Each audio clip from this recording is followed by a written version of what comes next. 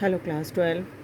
आपको याद ही होगा फ्लेमिंगो का the fourth chapter the rat trap हमने स्टार्ट कर लिया था और कल हमने यहाँ तक कहानी पढ़ ली थी कि दोनों जो व्यक्ति हैं वो पैक ऑफ कार्ड्स से मजलिस जो ताश के होते हैं उससे मजलिस गेम है वो खेल रहे हैं, खेलते रहते हैं तब तक जब तक सोने का वक्त नहीं हो जाता है। यहाँ तक की कहानी कल हमने पढ़ ली थी। अब आगे देखिए आगे की story. The old man was just as generous with his confidences as with his porridge and tobacco. वो बूढ़ा व्यक्ति जो था बड़ा ही उदार था, खिलाने में भी टोबैको उसने दी, उसको तंबाकू दी और पॉरिज भी खाने के लिए दिया। उतना ही उदार वो अपनी जैसे गोपनीय बातें होती है ना जो अक्सर हम किसी को नहीं बताते, उसके मामले में भी बड़ा ही उदार था। यानी कि वो सबको बता देता था, अपने मन में जो कुछ भी होता था या उसकी जो कुछ गुप्त बातें होती थी वो भी वो सबको बता देता था। The guest was informed at once that in his days of prosperity, his host had been a crofter at Ramsjo Ironwork and had worked on the land. और उसने मेहमान को अपने ये बताया कि जब वो संपन्न था उस समय क्या था, वो रैम्सजो आयरन वर्क में क्राफ्टर के रूप में काम करता था और उसके पास ज़मीन भी थी जिस ज़मीन पर भी वो काम किया करता, यानी वो खेती भी करता था और रैम्सजो आयरन वर्क में क्राफ्टर के रूप में काम भी करता था। Now that he was no longer able to do day labor, it was his cow which supported him.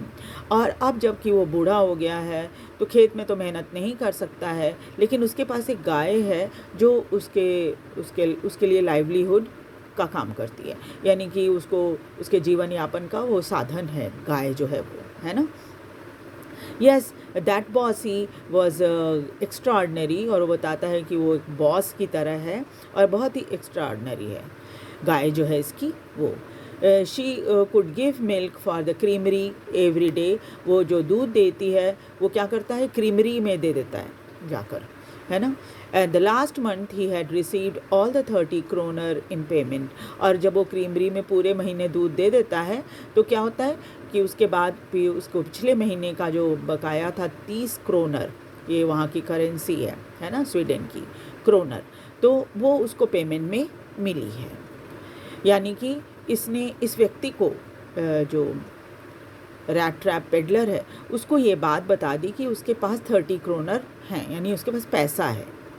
The stranger must have seemed incredulous, for old man got up and went to the window and took down a leather pouch which hung on the nail in the very window frame and picked out 3 wrinkled 10 kroner bills.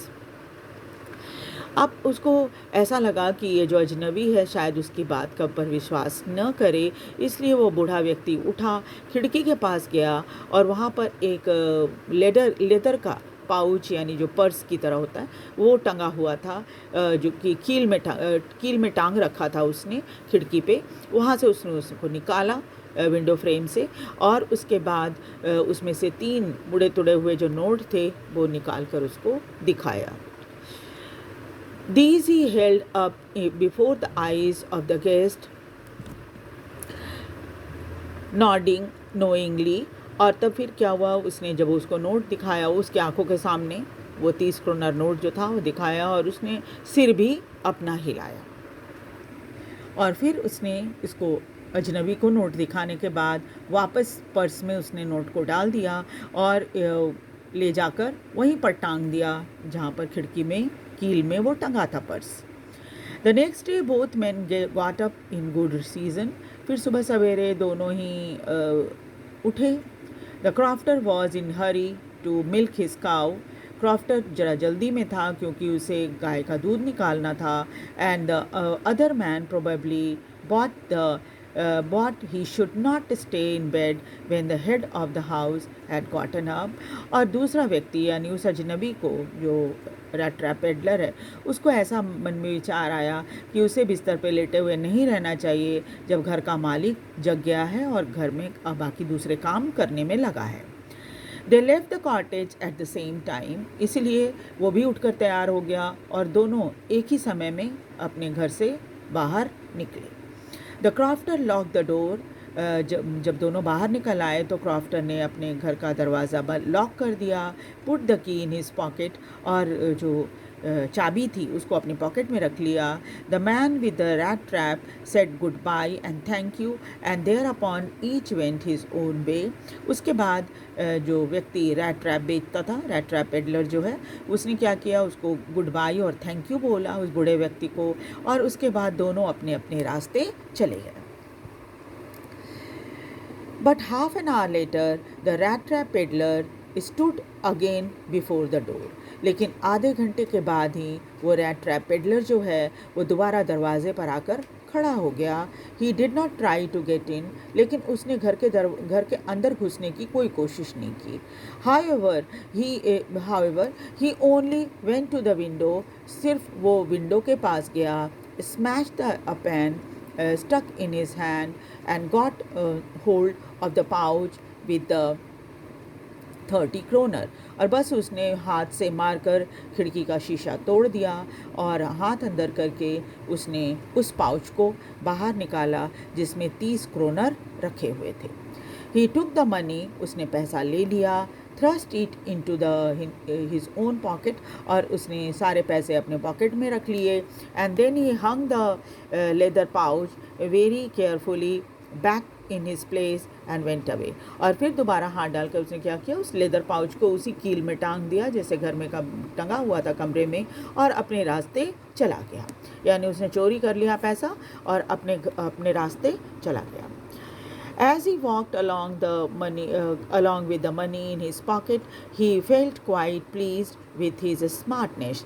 जब वो पैसा लेकर pocket में डालकर चला जा रहा था तो वो अपने आप पर बहुत खुश हो रहा था, क्योंकि लग रहा था उसे कि वो तो बहुत स्मार्ट है और कितने स्मार्ट तरीके से उसने चोरी कर ली है। He realized, of course, that at first he dared not continue on the public highway, but must turn off the road into the woods। फिर उसके बाद उसे ये एहसास हुआ कि उसे अब पब्लिक हाईवे पर नहीं चलना चाहिए, क्योंकि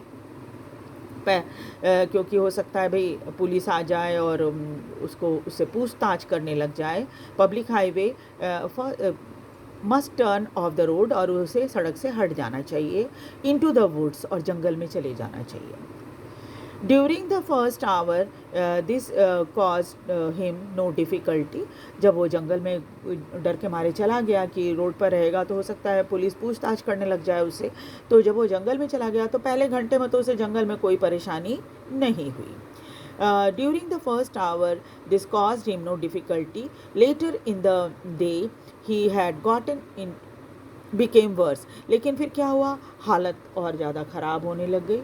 आगे जैसे जैसे वो जंगल में आगे बढ़ने लगा हालत ख़राब हो गई।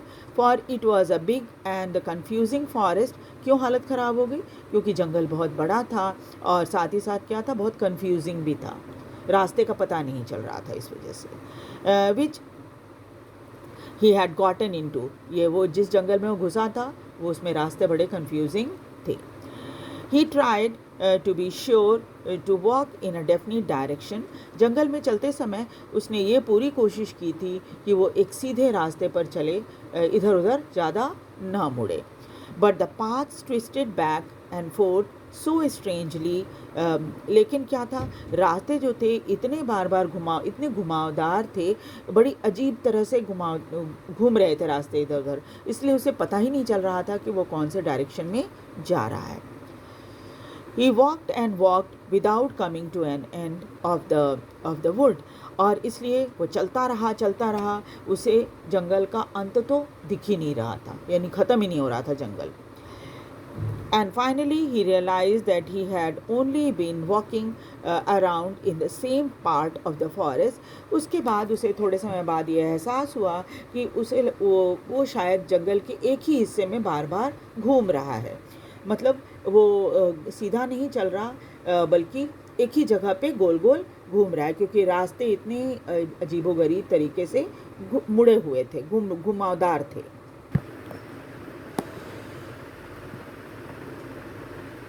He walked without coming to an end of the wood, and finally he realized that he had only been walking around in the same part of the forest.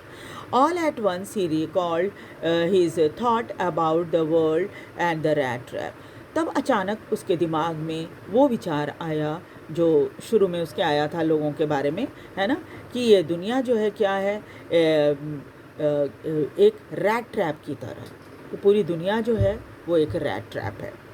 Now his own turn had come, और अब उसे लगा कि वो भी अब rat trap के बिल्कुल करीब हो गया है और उसकी बारी आ गई है। He had let himself to be fooled by bait and had been caught. वो एक लालच में पड़कर बेवकूफ़ बन गया, यानी 30 करोड़ जो था वो उसके लिए बेट की तरह था, है ना, चारे की तरह। अब उस लालच में वो पड़ गया था और फंस गया था। The whole forest, with the trunks and branches, its thickets and fallen log, closed in upon him like an impenetrable prison from which he could never escape. अब उसे ऐसा लगने लगा कि ये पूरा जंगल जो है, जहाँ तहाँ पेड़ों की जो तने होते हैं वो गिरे हुए हैं, है ना, ब्रांचेस हैं, पूरा जंगल इतना घना है, यहाँ वहाँ लकड़ी के कुंदे गिरे हुए हैं।